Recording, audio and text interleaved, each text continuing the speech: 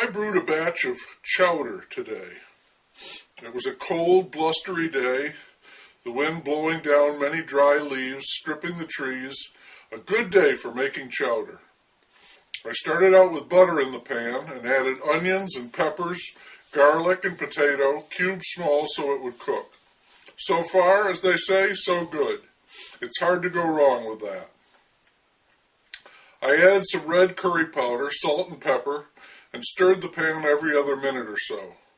Then I added some water and a little wine so the potatoes could finish cooking, and when they were nearly done, I tossed in the cut-up fish from a haddock fillet I'd skinned. I threw the skin into the pan, too, along with some other ingredients, but it's the skin I want to be emphasizing.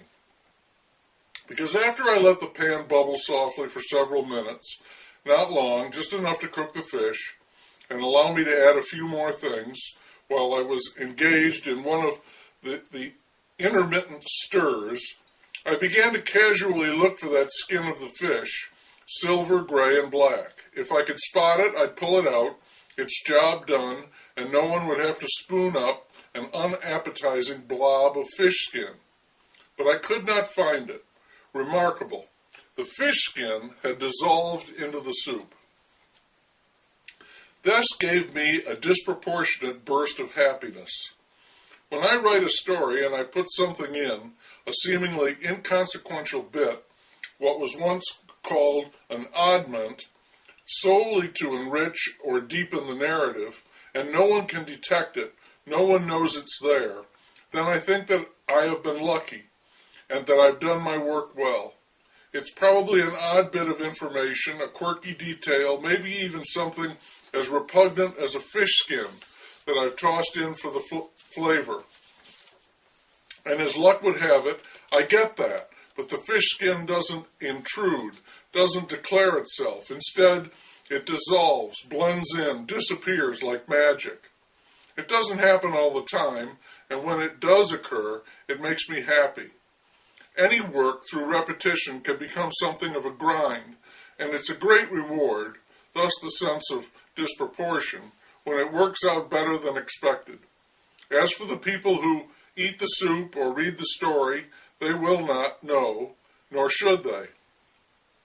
The magic in magic is what the audience does not know, cannot know, or there is no magic, only a series of crafty manipulations that lead to a general tedium, a flat ho-hum,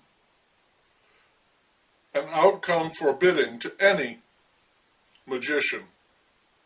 Because there is almost nothing more wonderful than magic, the impossible realized, created both by the magician and his audience, more properly spellbound and amazed than tedious. This pact is the ultimate don't ask, don't tell. We in the audience have a job to do, and it's rather delicate, must be managed precisely. It is to be fooled, yet not appear to be foolish. Something happens that we know cannot possibly be true, and the worst thing that could occur is for someone to blow up the skirts and tell us how it was done, here, here, and here. Because the secret behind the glorious effect will be something as mundane as fish skin, I assure you. Instinctively, if we have any sense at all, we realize that we do not want to know. We don't want to kill the magic. We want to know, but even more, we don't. If you want to love magic, if you want to have magic, you have to cling to and hold fast to your absolute right to be kept in the dark. There you are charmed and entertained, delighted, surprised, and happy.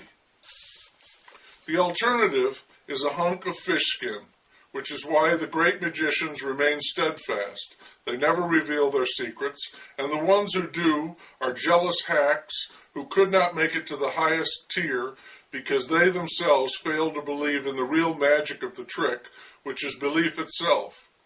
What you get when the secret dissolves into the trick, the story, the soup. Such people will always perform in a mask, one last bit of trickery, to try and hide their shame.